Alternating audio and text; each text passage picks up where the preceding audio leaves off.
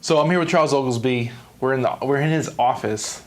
Shout out to the mastermind. Shout out to Charles for letting us use his office for this. But we're having a conversation, doing some podcasts, did some recording for Hive Mind, doing some podcasts today. So trying to knock as much content as possible with the tools and people you have in place. So it's awesome to get some work done and actually utilize a nice setup like this. You don't get this often. I think the coolest part is it kind of opens you up to the opportunity. So whenever you're taking action and you're doing things, you never know what's going to come from it. So it's cool to have you guys here at what I call Tide Capital Studios, which is just the beginning of things for us. So yeah. Phase one. That's what you call it.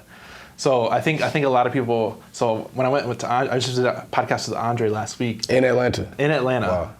And he's like, it's like I was told him I was still coming to town because he's like he canceled on me, and I'm like, I'm still coming to town. I got other stuff to do. So he's like, all right, well, I'll make it happen. I'm like, all right, see what happens. So he did the whole setup by himself. Yeah. Which I know you've done that before too in a hotel. Yeah, I do all the time. So for him, it was his first time, and I told him, I was like, well, when you're forced to do things you don't want to do, you kind of make stuff happen, and you kind of get out of the comfort zone of what you can do and what you can't do, based on the tools and knowledge you have. Yeah. So I think it's cool having you kind of grow. You grow a lot, so you kind of know like, hey, if I'm by myself, I can do this, this, and this, and if I have somebody here, I can do a lot more, but I can still get it done by myself, and you don't have to count on people. Yeah. That's the biggest thing. Yeah, for me, a lot of times at the end of the day, all you have is yourself. So it's good to learn those skills. It's good to learn the skills of graphic design. Sometimes I edit my own content in terms of video content, audio content. I literally have become just fully inclusive in myself so I can get it done. Either it gets done or it gets done, but I'm not gonna have my progress be beholden to somebody else. I'll never let that happen because I got things riding on it now. I got a son, I got all these different things. I can't allow some stranger the ability to determine the make or break for me. So I like learning from new things. So I've never seen a setup like this. So I've been learning from him. So now I know what tools I need, and I think you've been learning too. So now you're kind of soaking in different perspectives and new techniques and new strategies you can use just to do your content better as a whole. Yeah. So I think that's part of it also is like when you realize that you have to become that make or break for you, you're absorbing information. And so it's like, I don't know everything about everything, but I know a little bit about a lot of things. And so when I'm in different spaces, I'm always watching like, okay, I see what they're doing with that. I see how they did that. I went to the Social Proof podcast, and that's when I realized they're recording the audio and the video separately. And so then I put that little piece into my project and like, okay, let's do it this way. And so you're always learning. And I think that's the great part about being an entrepreneur is the learning never stops. You're always growing, you're always improving, you're always becoming better. So you become more valuable as you become better. So I think that's a good thing. So I like perspective too. So like most time, you're either a consumer or a creator. So like when people go to events, they're usually consuming the event. Whereas when creators go, we're trying to get new ideas, we're getting inspiration, we pick up like new techniques and strategies that they might have used for that event. So I like going to high level events just because you might get inspiration for your own stuff and you're like, oh, that was a good idea. Let me try and put that into this. So it's a different perspective from creator to consumer. Absolutely. It's I was at the Charger game, and the Chargers have all these different brand partnerships. And one of them is a casino, and the casino's like, hey, for coming to the game, we're giving you a $25 credit. I was like, you can't do that with $25. That is marketing. They're gonna give you $25, so you give them $200 or $300 or $400 or $500. And so you start seeing the marketing and the business behind everything, because everything is a business. Every single thing in this world is a business. So I think that it's, like you said, it's a gift and a curse. Yep. But I think it's more of a gift than a curse, because you learn how to keep your money because you're so used to trying different ways to get other people's money. So I can see through the things you're trying to put in my face to take the money that I have. So every business starts with marketing. If you don't know that, every business starts with marketing. So once you learn marketing and different techniques and strategies, you can use those to your advantage based off of other people's even copy. You can copy people's copy and kind of make it your own and kind of own that. And most people don't even recognize that you copied that copy from somebody else. Yeah. And it's a lot of even like we're watching the Chargers, they do marketing at a high level. Yeah. So, and even the casino thing, what you said, giving away money for free. A lot of people think you're crazy. So I heard this from Anthony talks about this all the time. Is that when he was building PayPal, he was actually giving money away for just to get people to use the product or service. And Anthony was like, well, you know how much money? I think he was giving away like $20, $25 per user that came in to use PayPal. And he asked me, he was like, how much money do you think he gave away? And I'm like, maybe $10 million. And he said they give away like $70 million or something like that, just to get people's eyes into using the product. And then once they have the product user base, they can take that to $1 billion. Yeah. We've seen that with Robinhood. Robinhood gives you free stock. Webull gives you free stock. And there you go. It's a lot of times that's business, is you have to spend the money to make the money. We all know that. But that's one of the things that I've seen is I stopped running ads as heavy this year. And I started being able to tap into my audience, but I wasn't growing my audience. And so I had to go back to put in the thousands, whatever that number might be, per week into building the actual business that would allow me to do those crazy numbers in 2020, 2021. If you stop putting the money in, you're going to stop bringing the money in. And so you might see, somebody said, like, you don't want to look at the cost, you look at the leverage. So you're not looking at the 70 million. The average person's looking at the 70 million. The above average person's looking at the billion, the money that's coming back in. They're not looking at the $25 going out, they're looking at the 500 coming in. And especially because you can't even use it unless you use their service. So I'm not just giving you $25, I'm giving you a $25 credit. I'm giving you stock on my platform. So now you have to go onto my platform, learn how to use it, open an account, give me all your information. Once you start doing all that stuff, you're not going anywhere. And so we have to learn how to incentivize people, but also capture them in the process. So I don't just want to give you money. Like, no, I'm purchasing a lead. People, they spend a lot of money on leads, but they're not willing to do creative things that are going to bring in leads. And so there's companies that will just sell you leads flat out. Like, oh, you want 50 leads? Give me $200, $300, $400. But you can still do the same way, to the same thing, and capture leads by putting out free products, low cost products, by doing free consults, by creating content, things like that that are going to open yourself and broaden your funnel to more people, but it's going to cost you some time and some money. So let's kind of cover this. So every business knows the cost of a lead for a new customer. So in some cases, giving $25 is cheaper than what it actually costs to convert a new customer. Right. So it's a different perspective. So the one thing I love about marketing is that the cost of a lead is they have low ticket and they have high ticket. It's kind of the DIY is low ticket and you have to do a little bit of work, and then they have the high ticket where, hey, we'll charge you $50, $75 a lead if you want to pay us for it. Yeah. And they're like, oh, we have the traffic. So I was laughing because I was looking for more places to do marketing, and I was looking at magazines, other podcasts and stuff like that. And they wanted to charge, I'm not going to put the name out there, but there was a company that wanted a $10,000 a month upfront cost just to do marketing for them that they would spread across 3 months.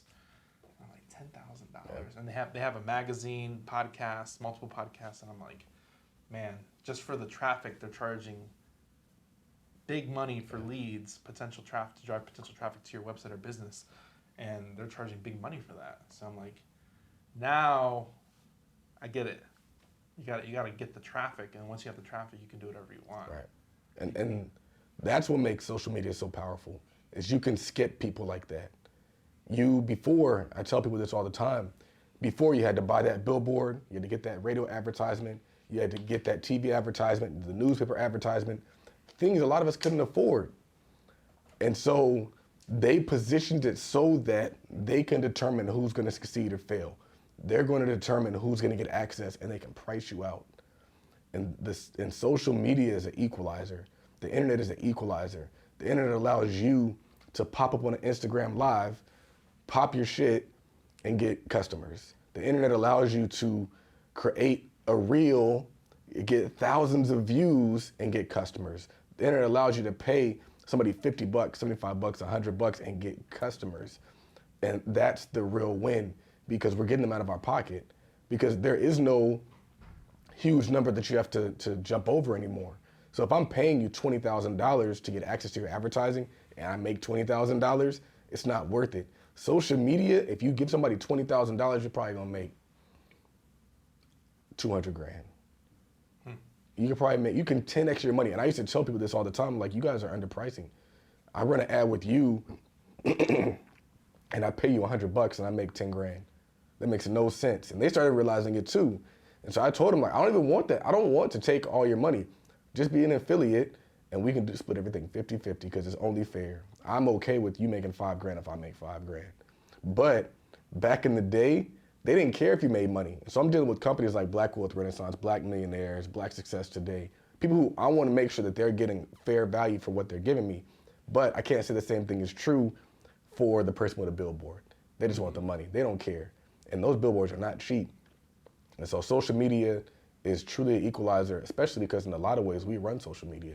We got the most followers, we got the most swag, we got the most everything. So we need to make sure that we're tapping into that and going direct. So let's talk about the power of creators and the creator economy. So a lot of people, they think, I'm really glad you hit on that because a lot of people think like, oh, I'm nobody. But the power of social media kind of opens the floodgates. So you can create your own content. And this is my quote. I'm going to take this to my grave: is that you build your infamy off the content you produce. Yeah. And it's not my quote. I'm doing it myself, but I'm not necessarily big. But I've seen it done. You just start producing content. A lot of people are like, oh, I want to be something big. Produce content. Yeah. That's all you got to do. Produce content. Yeah. Record podcasts, do videos, do interviews. Show up. Once you show up, people, I think you say this all the time, people don't know who you are. Yeah. You got to create that content so people know who you are, what your purpose is, what you resonate with, what your business is, what products do you sell. Yeah. It's huge. I would say that it's sad, but a lot of people think they're nobody because the job and the system that they're in needs them to think that they're nobody. Why? Because then you're okay with taking the 50 grand I'm gonna give you. But you're not a nobody, and there's a ton of value, there's limitless value inside of you. The content just allows you to take you to the market. And that's the most important thing, is none of this matters if there's no money attached to it. None of this matters if the people that you're talking to don't have any ability to pay you. Because you can get caught in the trap of just doing it for the fun of it and never actually creating something where people can pay you. I have a friend, he is a wholesaler. He got into digital products, and when he got into digital products, he found that he actually has a deeper connection with the people than before. So when people pay you, they buy into you. And when they buy into you, they're more willing to listen to what you're saying, they're more willing to rally behind what you're doing, and it becomes a community. And so, yes, create the content, but also have something worth paying for that you can attach to what you're doing. And it doesn't have to be high ticket, nothing super crazy, not people making people go into credit card debt, none of that. I don't believe in that. I believe that there might be like things that you can turn into that, because what we're finding is once you build such a large brand, your time becomes so valuable. So at that point, I can't just give you my time for free because I'm constantly being pulled in different directions, constantly getting DMs, all that stuff. So at that point, your time is high value. Yeah. Something I created 3 years ago in a walk-in closet, I'm not gonna tap you for that. Like, all right, whatever that price might be, the information is the information. It's not gonna matter unless you execute on it anyway. But it's so many different things that go into it. I think the biggest thing people can take is that you have to trust your own greatness and build your own greatness and believe in your greatness and not condition your greatness upon somebody else saying that you are great. Don't let somebody else and their opinion determine whether you can take something to market, whether you can help people, because you're already helping people with the job that you have. So there's a few books that I would recommend that you read, not even a few, just two. One is Rich 20-something, where he talks about how you can take what you're doing right now and you can freelance and turn it into a consulting business. And the other is Choose Yourself, where they talk about how you don't have to wait on a job or whoever else to choose you. You just got to choose yourself. Read those two books and you'll be good. I'm going to add another book, Make a Million While You're Young. Read that book too. Read that book too. So it's actually Charles's book. I got to get that like printed in here or something. It was a selfless plug because I don't read books. Yeah. I'm starting to now, but I don't read books. So that was one of the first. That was like one of the 5 books I read last year. Yeah. And I'm like, this is dope. So I'm working on writing a book this year. Not that I'm gonna write it. I'm probably just record podcasts. Yeah. Have that. However you get it done. Transcript it, but I'm bad at writing. I'm like, but I know I have the content and I know I have the information. So if I talk about it, that's enough. You have a ton of information, man. Every time I hear you talk, I'm like, bro, this dude is like brilliant. Like when you start talking, like when you go on the calls or when you share gems in regard to business, like absolutely. And like I didn't learn that overnight. It was just you learn through the tough times. You learn through the tough times. Yeah. And I think I'm gonna come back to your point you said about finding your inner self. I made a decision a year and a half ago. I'm sick of where I'm at. Not that I'm in a bad place, but I'm sick of where I'm at, and I know I have something to give to the world, and I wanna make a difference. Yeah. And it was an internal decision that I made to myself. I'm like, I need to start doing something. Yeah. So it came out to making social media posts online. If everything goes back to March 2020, I had 6 posts on Instagram. So now I'm like, okay, creating content. What changed? It was a mindset change. I was already in business, but it was like, am I in business for myself, or am I gonna do business for other people? So it was more of an internal decision that I made to just, hey, I want to provide valuable information. So I hear what you're saying. Have you seen things change as you've made that switch? Not right away. I've seen a lot more lately. Yeah. And it's been a year and a half. Like a lot of people think, I wanna do this, and this, and I'm gonna change the world, and then they get tired and quit. Yeah. And kind of get burnt out a little bit. And it takes consistency. Yeah. I tell this to new entrepreneurs all the time. What separates you from everybody else is starting.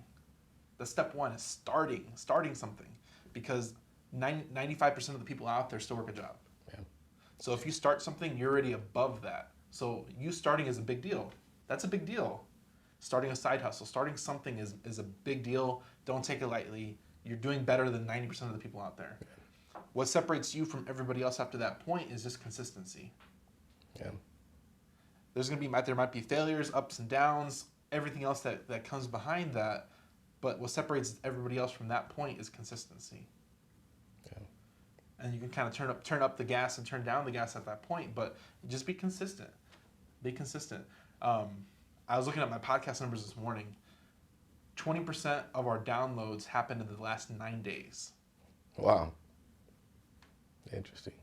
And we launched September. So like I think it's the power of being consistent. I text Henry this morning, and I'm like, dude, just be consistent. Just put it out there. You don't know what's going to happen. And I think look, the podcast game is a long game. I think YouTube is playing the long game. And a lot of people want to play the short game. And I'm like, you can play the short game. There's options, there's opportunity out there, but just know it might take a lot more work than you're willing to do. But if you play the long game, that can play dividends the rest of your life. Yeah. The interesting thing about it is if you get into it just for the money, you're probably going to lose. But if you get into it for the change and you also charge, then I think you'll be all right. Because I think people can see through that, man. People can see if you're just doing something just for the money. And people can see, like, if, like, my entire brand is bigger than just me making money. That's why I'm able to do things for affordable prices. That's why I'm able to do things that I don't charge for, because the brand is bigger than the money. But you still are selling yourself short if you don't charge. And so I don't know when you should make that switch. But I know that you do have to be consistent. You have to put out that content. You got to always be bringing new, fresh content. You can't just be recycling what everybody else is saying. You have to apply your fresh insight to what's going on now. And that's how you're going to grow that following. I've been able to grow followings every social media platform I've been on.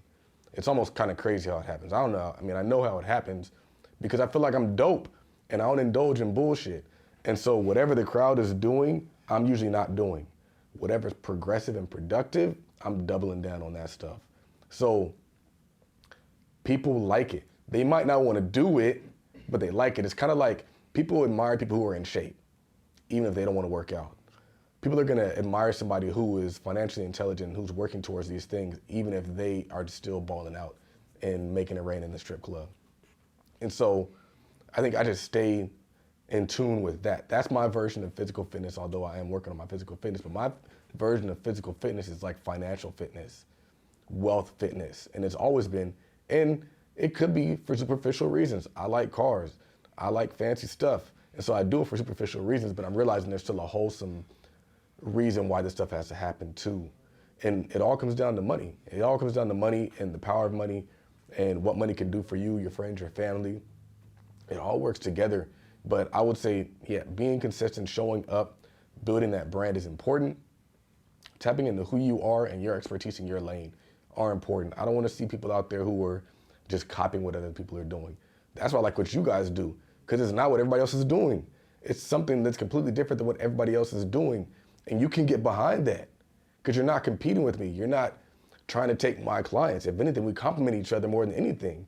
So I have a mastermind. You literally can help everybody in the mastermind. That's what an economy is supposed to look like, where we help each other. We're not stealing from each other.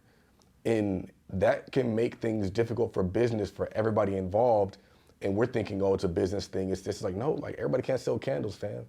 Everybody can't sell like t-shirts. Everybody can't sell that basic stuff.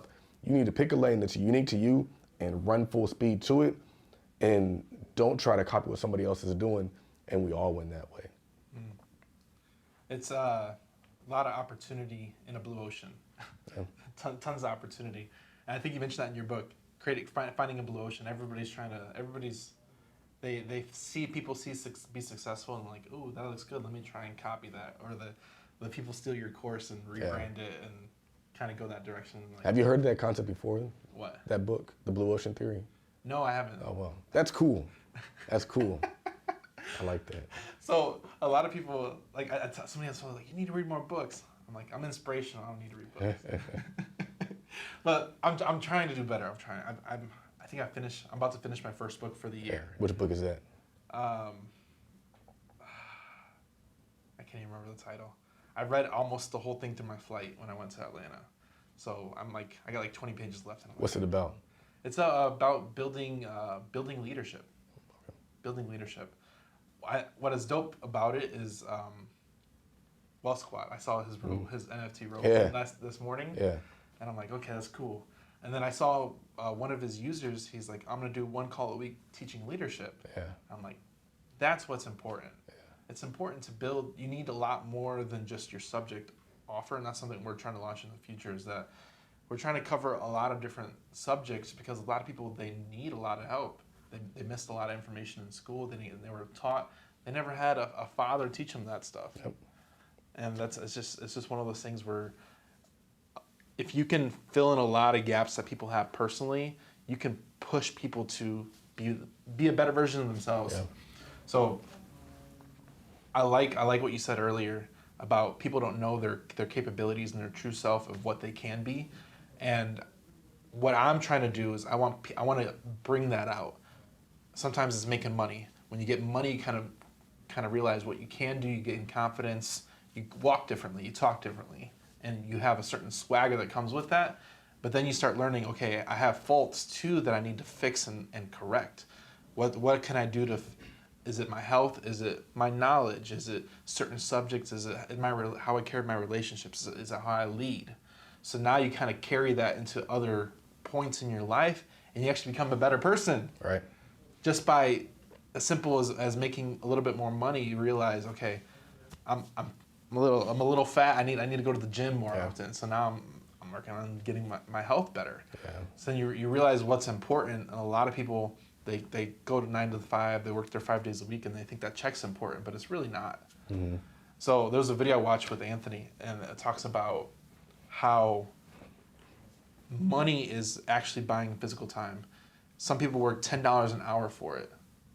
40 hours a week, that's $400 a week. If you can make $400 in a day, you just bought a week worth of time by selling 4 courses in most people's scale. So when you start making more money, you can now hire employees. You can now put more output into your direction and just in your business. That's where you create more money. Yeah. So a lot of people think, how does Elon Musk become the richest man in such a short time? He's found a way to collapse time and make more money in such a short amount of time that he's able to now, he has time availability. He can hire 10,000 employees like this with a snap of a fingers, and it doesn't affect his pockets, which is huge Because that means if I want to start a business, I can take it to $1 billion with a flick of my fingers, just because I can buy that time now. Yeah. You can create new products. You can be a trailblazer, because Elon's a trailblazer. Yeah. So I think by him trailblazing at the start, he's being able to buy time to create more things in the future, and he's become a pivotal leader in the business space and technology space just by being able to buy time. I hear what you're saying. I think it also speaks to the leverage of business, because being able to spend money is one thing. Being able to spend money on things that are going to 10x your money is another. And so Elon, if you guys track back his career, he's created like a software company, something like that. It's either a software company or a game or something. He sold that, he took that money, and I want to say that's where he used the money to start kind of investing in PayPal. And he didn't even invest in PayPal. He was in a company that was similar to PayPal, did something kind of like the same lines, and they merged together with him and Peter Thiel and the other guys. Flipped that, then he put that into more businesses. And so that's where I'm trying to be. I was watching a podcast this morning with Magic Johnson. He bought a company for $20 million, turned it into $1 billion company.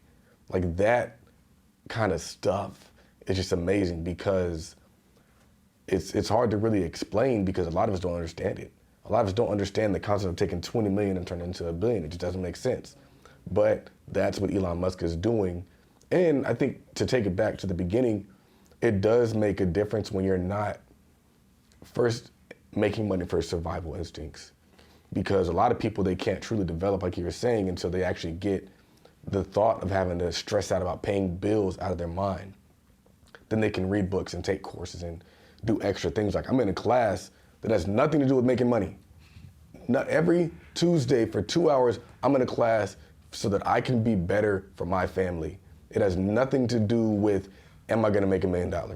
I can do that because I got the time, and I'm not over here stressed about how I'm gonna pay for my bills. And so I think when you said that, like, that kind of triggered, I was like, that's true. Like, you can actually smoothen out those surfaces and sand down those edges that somebody who's stressed out, they might not be able to do. Like, for me, I had to give up alcohol because I realized, like, alcohol was fucking up a lot of shit. But a lot of people who don't have financial freedom, they drink to get a sense of freedom. And so they can't really work towards something that's gonna make them live an even greater life. And not drinking alcohol allows you to live a greater life, because there's so many negative things that come with alcohol. I've lost a lot of weight just because I don't drink alcohol. I'm always 100% there because I don't drink alcohol. Whereas before, I was turned up all the time. It's like, that's another thing that I can focus on. Like, because it takes effort to do those things, unless you're somebody who just, I don't drink. But like, I tell people a lot of times, the world, literally, the foundation of the world is alcohol. Yeah. You go to a sports game, it's bar, beer. It's all there. You go to a casino, it's all there. You go to Vegas, it's all there. So going to Vegas sober was a very unique experience for me. I still had a good time. But mostly I just spent a bunch of money. It was just crazy. But you're right. Get your money right, and it allows you to get other aspects of your life right. A lot of people who have fucked up lives, it's because they haven't gotten their money right yet. And so all they can focus on is being at a place for 50, 60 hours a week, and then getting home being too exhausted to do anything and never actually improving because they're just trying to pay the mortgage. Yeah. It's interesting, man. It's an interesting perspective. And like I said, a lot of people don't talk about it. It's just one of the things that you don't understand what the missing piece is. And I didn't understand it when I worked my job. It was just like, I knew I had a good paying job at that point. I had bills to pay, so I'm like, okay, this is all I can do. Let me go truck drive. And you don't know any other way. But here's the power of information, is that when you provide the information, now it opens your doors. I actually had an epiphany. So what got me into business was truck driving, because I had time to listen to podcasts. So one of my biggest factors for starting a podcast is because now I got to get back to the community, because that's where I came from. Yeah. I was going to say that a lot of the information that you get that allows you to grow comes from books. Like, almost everything that I'm doing now came from a book. And that was one of the things that I admired about the Bigger Pockets podcast, is every episode, all they're doing is talking about different books they've read. At the end, they're asking you questions about different books. Like, Brandon Turner is where he is because you just sat down one summer, just read. So I think that books and podcasts are definitely helpful because, I mean, the right podcasts. The right podcast. Some of these podcasts are just long sales pitches. But there are some good podcasts out there with good information, actual information, and they're not actually trying to sell you stuff. So shout out to those podcasts. But yeah, you're right. The information, 100% the information, the environment, the exposure. You got to get exposed to these different things. And so people are always wondering, like, why are you at the Ferrari dealership? Why are you at the Lambo dealership? Why are you doing these different things? Why are you looking at the Rolexes? Why are you looking at all this stuff? Because the mindset is different. The conversation is different. And you're going to find out who you need to become when you're in those environments. So environment is so key, not only being in the right environment, but making sure that you avoid the wrong environments. Because sometimes those wrong environments can be attractive. They can pull you in. They might be familiar. They might be your friends, your families. But if they're not getting you to where you want to be in life, you got to remove yourself immediately. And so those things are highly important. I'm very big on environment and exposure and intentional exposure. Go stay at that hotel, go eat at that restaurant, go talk to the people that are there, and it'll take your life to the next level. Man, I think,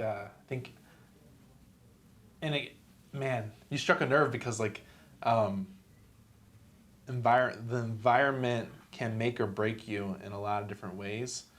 And I grew up from Chicago, so I've actually had family members get shot from gang violence from that just because they're in the wrong environment.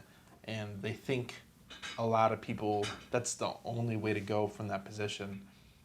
And it has to be a mental change that you don't want that for you and your family that makes you kind of step out of that. Yeah. I think what's interesting is I forgot the kind of where this thought triggered, but I realized like I don't really, so we're in Southern California.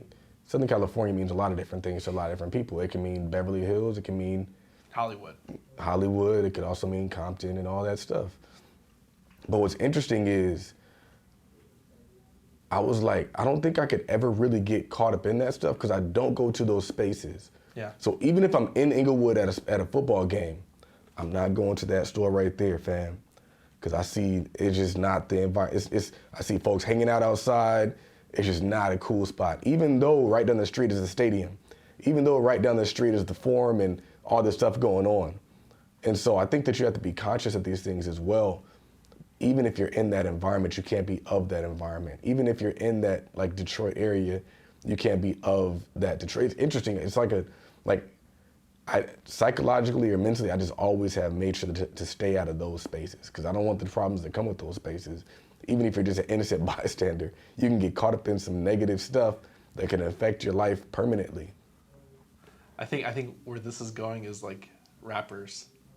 They might be doing big business, but they're in the wrong space of that business, and then they end up. I hate seeing the rappers get killed and like, man, there's so much potential. They could have done so much good to the world, but they're in the wrong space, and it's just this tragic ending. I think that was kind of what triggered the thought. Is I put out a tweet and I said like, you don't see a lot of these successful entrepreneurs getting gunned down. Because they're not in those spaces, man. They're not out there trying to prove that they're hood and they got street cred. Like, that's just not the place that you want to be.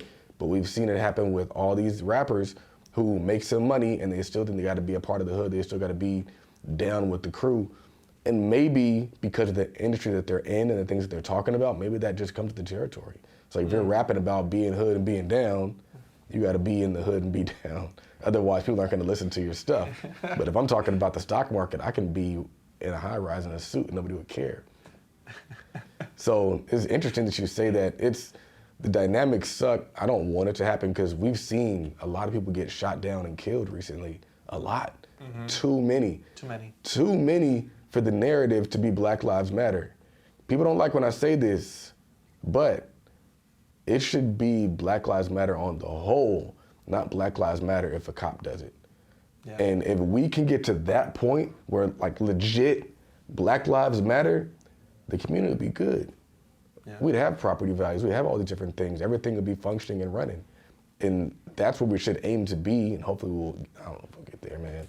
I just know that my son he gonna be in a very secluded environment where you don't got to deal with that stuff. You want to know why? Because I don't want my child's success to be contingent upon somebody else doing right. I want him to just be in an environment where I don't got to worry about nobody else. Because you can do everything right for your child, put him in the wrong environment, and that knucklehead will F his life up. I don't want him to even have that around him. And so that's why I'm very intentional about where he goes to school, what that whole process looks like, because I've seen it.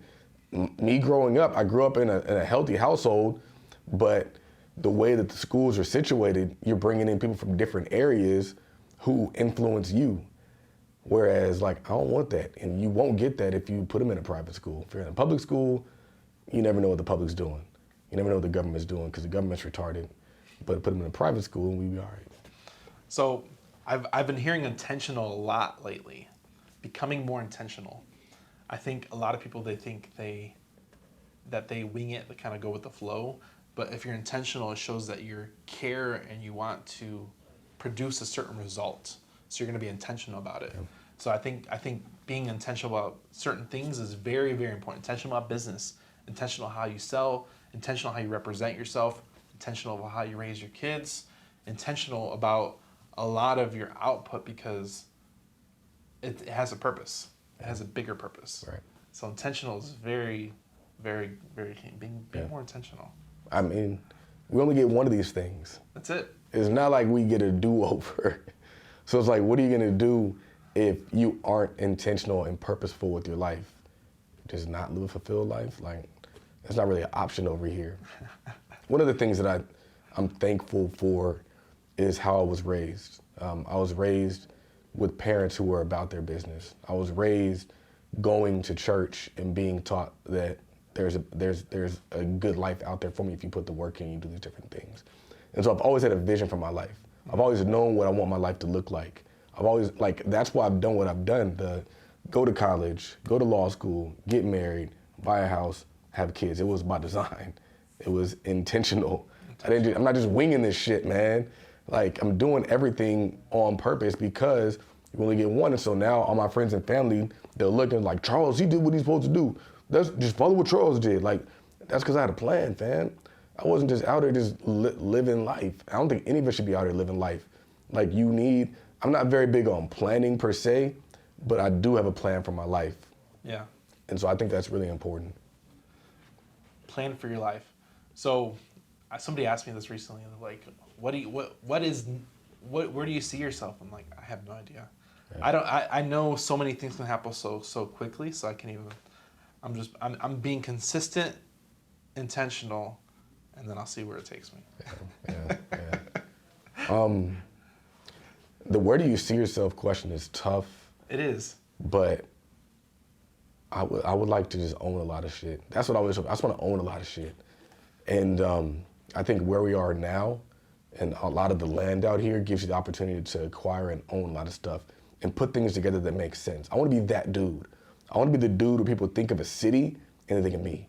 When they think of an area, they think of me like, oh, dang, Charles is out here. He built this, he built that. He has this school, he has this skyscraper, like this arena. Where you've been to, like if you go to, I was in Arkansas. Arkansas is overran by everything Walmart because that's where it was built. Wow. And so they own the amphitheater. They have a huge whatever. They just location. And then you go to Detroit and Ford is like, that's how they run the whole city. Everything is Ford or Chrysler. That's what I want. That's where I see myself. That's where I'm grinding to get to. So even this deal that I'm trying to put together right now, I think that that's just like a baby step.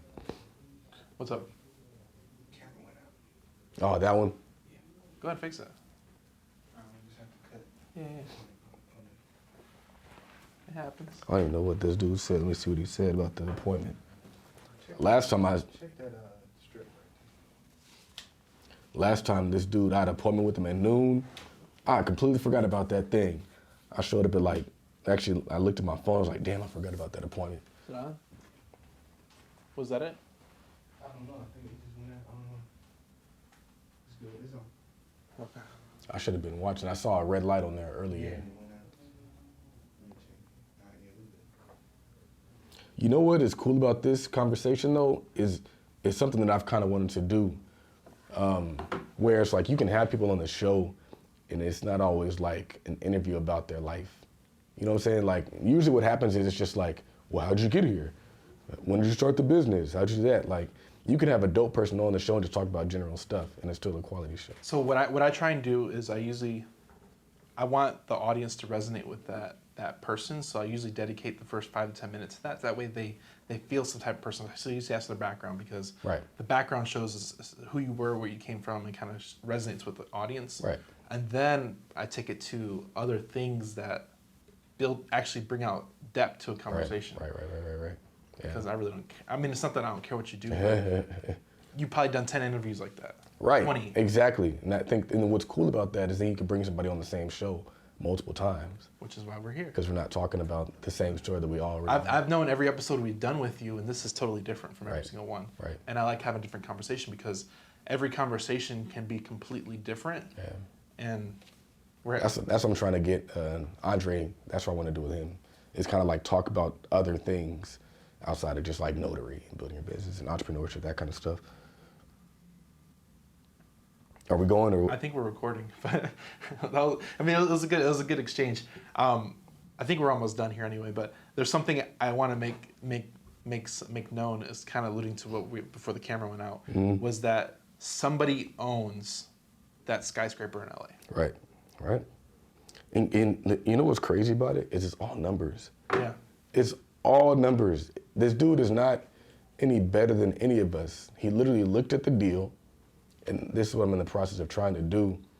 You look at the deal, you look at the debt, you look at all that stuff, and you start putting things together to make it happen. I interviewed some dudes who bought a 52 unit in Detroit. And as we're having the conversation, you realize they didn't buy it, they put together the deal. Yep. And so in this deal, you have 15 other people. Yeah, capital partners. They even had a dude that signed on debt. Like, right. They had a dude who all he did is like, he's a guarantor. He's big money stacks. So I was like, man, there's really no limit to things you can do. Not in real estate. Right. Not in real estate. So put together the deal. A lot of people think they need everything all themselves. 90% of the people want to get into real estate, but they think they need the capital. Yeah. If you understand the structure and how to put together the deal, all you need is the knowledge. All you need is the knowledge. All you need is the knowledge. And you could probably even piece out the knowledge too. You can consult with an attorney. You can consult out a CPA to do all the financials for you. You can get all these people who are going, like a developer or whatever that looks like. Yeah. So that's where I want to be. I want to pull up on some dirt and say, all right, this is here. All this other stuff is here. What can we do? I feel like every place in California is affordable housing. That's every time I see dirt, I'm like, affordable housing. Especially this year. They passed the law where now single family are now multi-units. You can build up to like 5 or 6 units in some places everywhere in California. So right now, if you think about it, California's on sale. I think I did see that, yeah. California's on sale. It was a law passed in the first for this year. So California's actually on sale because now you can build ADUs, multi-units, duplexes, triplexes. We don't got a lot of those out here. We don't have a lot of multifamily properties in California. And that's the problem. Yeah. That's why they're adding ADUs where you can convert your garage into a unit, Yeah. parcel it off, and now you have a duplex. I should turn mine. Yeah, I think California needs it. And a lot of times what will happen is we'll point at a need and we don't realize that's opportunity. Opportunity. Like, people are leaving the state. People who are in the state are living with their parents. Like, come on, man. I don't care what you don't go to the existing home developers to get the answer on whether you should or should not build affordable housing. Because I've done that. Yeah. When I was working in the family office, we were residential real estate developers. And I'd always ask them, like, man, affordable housing, dude, affordable housing. They were so out of touch. They rejected every idea. They said, this will not work, bro. But it will. It just won't complement what they're already doing. And so you have to go outside of the current status quo and the people who benefit from the current status quo to create the current status quo. So for example, you don't go to Microsoft and teach them how to create what's gonna destroy Microsoft. They're gonna battle you every time. They're gonna tell you it can't work and all these different things. You gotta go to those new kids out of Stanford who don't have anything to lose And those are the people that you put together to disrupt the industry. And so that's my mindset is, yes, we absolutely need affordable housing, but you can't wait until you get the consensus. That's one of the reasons, like choosing yourself is also not waiting for consensus. Choosing yourself is also not waiting for agreement, not waiting for somebody to approve of your plan, because they can't see it and they probably don't even have enough faith in themselves to believe that it can be executed upon. I think it's huge. What you're saying is you have to be a creator and you have to surround yourself with people that you want to bring in the knowledge base to create. Right. And then you're the trailblazer. Like the visionary. You're the visionary and the trailblazer. And a lot of people, like, if you want affordable housing, you can't go to the developer. You have to be the change. Right. I think Senegal did that. He brought in the money, brought in the developers, brought in the engineers, brought in the people to make the plans, bought the deal, and now you put the deal together and you put all the things in place to make affordable housing. Yeah. And you can't count on the government to do that. You can't, because they're retarded. They're old, out of touch. They don't know anything. They don't know anything. The older I get, the more I realize, like, the government doesn't know shit. They don't. Like, they're out here putting together different plans that nobody asked for. Like, they're in Washington right now working on a voting rights bill. Nobody asked for a voting rights bill. You want a voting rights bill because you want to make sure that you can continue to get voted into office. Yep. Folks need help economically. Yep. They don't need more votes. And so I think the interesting thing about Chris is Chris is a dude who he's done it already and they're still telling him he can't do it. Yeah. And the thing about like business and all these things is